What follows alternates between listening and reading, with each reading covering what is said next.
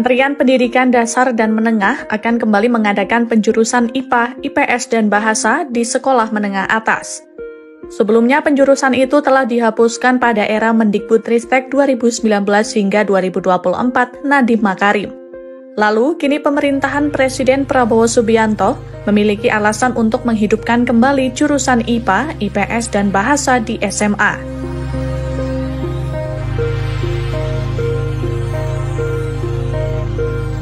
Penghidupan kembali jurusan IPA, IPS, dan Bahasa disebut untuk menunjang pelaksanaan tes kemampuan akademik sebagai pengganti ujian nasional. Hal itu diungkapkan oleh Menteri Pendidikan Dasar dan Menengah Abdul Muti. Muti menjelaskan pada TKA nantinya yang akan diujikan adalah pelajaran yang biasanya dipelajari siswa. TKA itu nanti berbasis mata pelajaran, sehingga itu akan membantu para pihak, terutama untuk murid yang melanjutkan ke jenjang perguruan tinggi pun dia kemampuannya seperti apa, karena tesnya berbasis mata pelajaran. Sehingga ke depan, ini bocoran lagi, jurusan akan kita hidupkan lagi. Jadi nanti akan ada jurusan lagi, IPA, IPS, dan Bahasa. Pada Oktober 2024, Menteri Pendidikan Dasar dan Menengah Abdul Muti mengumumkan rencana pengembalian sistem penjurusan IPA, IPS, dan Bahasa di sekolah menengah atas mulai tahun ajaran 2025-2026. Keputusan ini membatalkan kebijakan kurikulum merdeka yang menghapus penjurusan demi fleksibilitas pembelajaran. Kebijakan ini memicu diskusi luas, apakah pengembalian penjurusan akan meningkatkan kualitas pendidikan atau justru menciptakan masalah baru.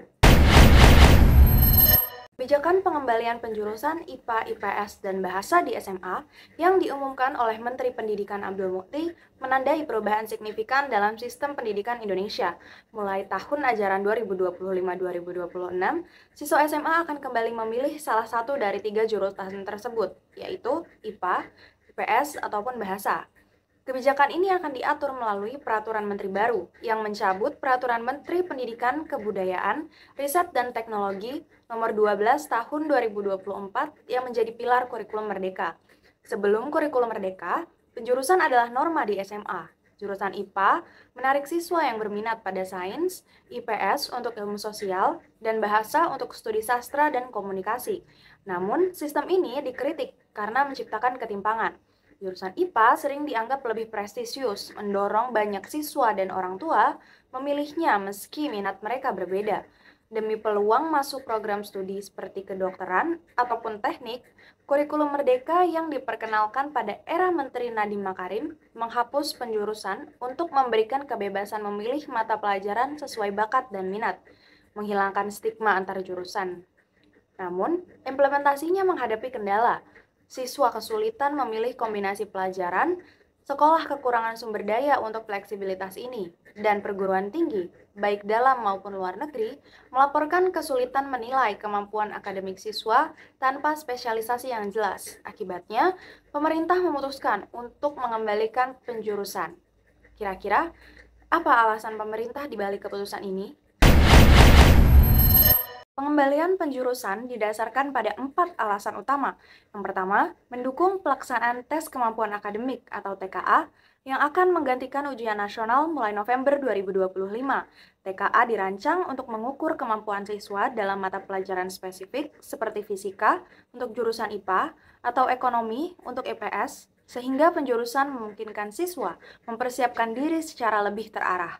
Yang kedua, meningkatkan kesiapan akademik siswa untuk pendidikan tinggi. Kurikulum merdeka, meski fleksibel, dinilai kurang memberikan tolak ukur kemampuan akademik yang jelas, menyulitkan perguruan tinggi dalam menyeleksi calon mahasiswa. Misalnya, program kedokteran membutuhkan dasar kuat dalam biologi dan kimia, yang lebih terjamin melalui jurusan IPA. Lalu alasan yang ketiga, mengurangi ketimpangan antar jurusan. Dengan penjurusan, siswa diharapkan memilih sesuai minat dan bakat, tanpa tekanan untuk memilih IPA demi status sosial. Lalu alasan yang terakhir, menyesuaikan dengan standar internasional. Banyak universitas luar negeri mensyaratkan nilai mata pelajaran spesifik seperti matematika atau sastra Inggris yang lebih mudah dipenuhi melalui sistem penjurusan. Dengan demikian, kebijakan ini bertujuan untuk memperkuat fondasi akademik siswa dan meningkatkan daya saing mereka baik dalam maupun luar negeri. Lalu, bagaimana kebijakan ini akan diimplementasikan? Mulai tahun ajaran 2025-2026, siswa SMA diwajibkan memilih salah satu dari 3 jurusan, yaitu IPA, IPS, ataupun Bahasa, yang setiap jurusannya memiliki kurikulum yang menekankan pada mata pelajaran inti sesuai bidangnya. Jurusan IPA akan fokus pada ilmu seperti fisika, kimia, dan biologi. Jurusan IPS akan mempelajari ekonomi, sejarah, dan geografi. Jurusan bahasa akan mengutamakan sastra, bahasa Inggris, ataupun bahasa asing lainnya. Tes kemampuan akademik yang akan diuji cobakan untuk siswa kelas 12 mulai November 2025 akan mencakup 5 mata pelajaran, di mana 3 diantaranya merupakan mata pelajaran wajib seperti bahasa Indonesia, matematika, dan bahasa Inggris, serta 2 mata pelajaran pilihan sesuai jurusan. Misalnya, siswa IPA dapat memilih fisika dan biologi, sementara siswa IPS memilih ekonomi dan sejarah. Kebijakan ini akan diresmikan melalui peraturan menteri baru dan sekolah diharuskan menyesuaikan kurikulum, tenaga pengajar, dan fasilitas untuk mendukung implementasi. Namun, keberhasilan kebijakan ini bergantung pada kesiapan sistem pendidikan secara keseluruhan. Meskipun memiliki tujuan yang baik, kebijakan ini menghadapi sejumlah tantangan signifikan. Pertama, kesiapan infrastruktur pendidikan.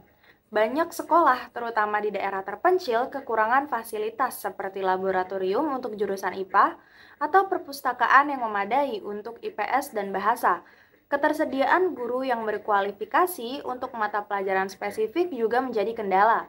Yang kedua, risiko stigmatisasi antar jurusan. Sebelumnya, jurusan IPA sering dianggap lebih unggul, dan tanpa sosialisasi yang efektif, persepsi itu dapat kembali muncul, merugikan siswa di jurusan IPS ataupun bahasa. Yang ketiga, proses pengambilan keputusan menuai kritik. Tim kajian kurikulum Merdeka yang bekerja pada November hingga Desember 2024 dilaporkan tidak merekomendasikan pengembalian penjurusan. Namun, kebijakan ini tetap diumumkan.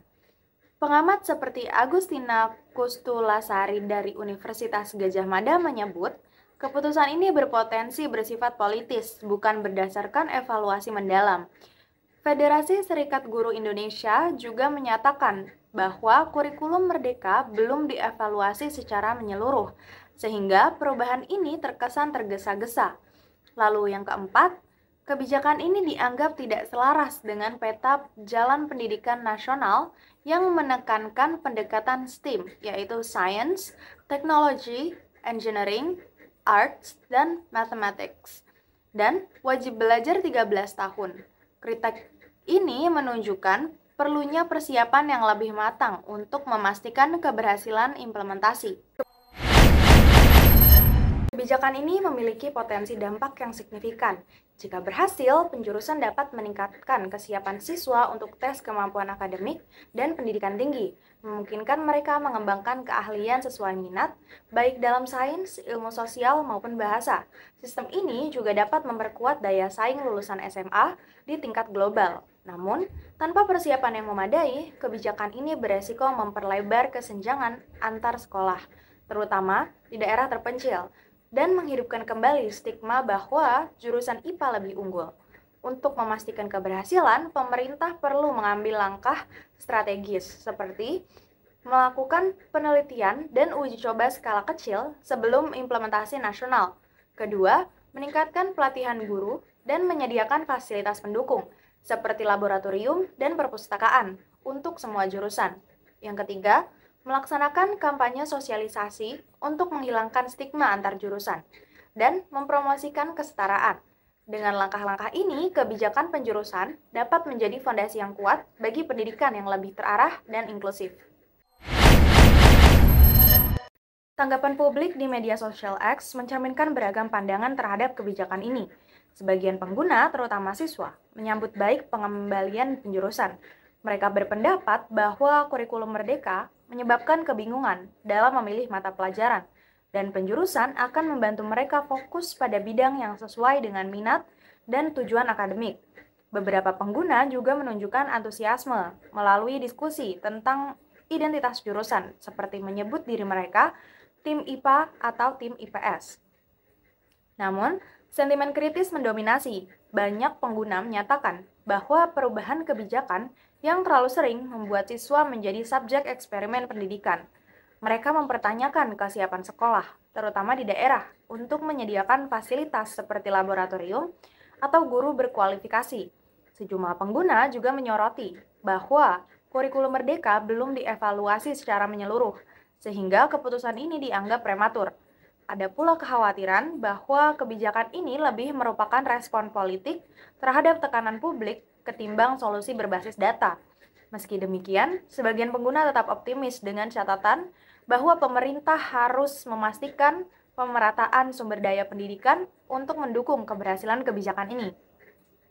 Pembalian sistem penjurusan IPA, IPS, dan bahasa di SMA merupakan langkah penting untuk meningkatkan kesiapan akademik siswa dan memperkuat daya saing pendidikan Indonesia di tingkat global. Keberhasilan kebijakan ini bergantung pada persiapan infrastruktur yang memadai, peningkatan kualitas guru, dan upaya menghilangkan stigma antar jurusan. Dengan komitmen yang kuat, sistem ini dapat menjadi fondasi bagi pendidikan yang lebih terarah, inklusif, dan relevan bagi masa depan generasi muda.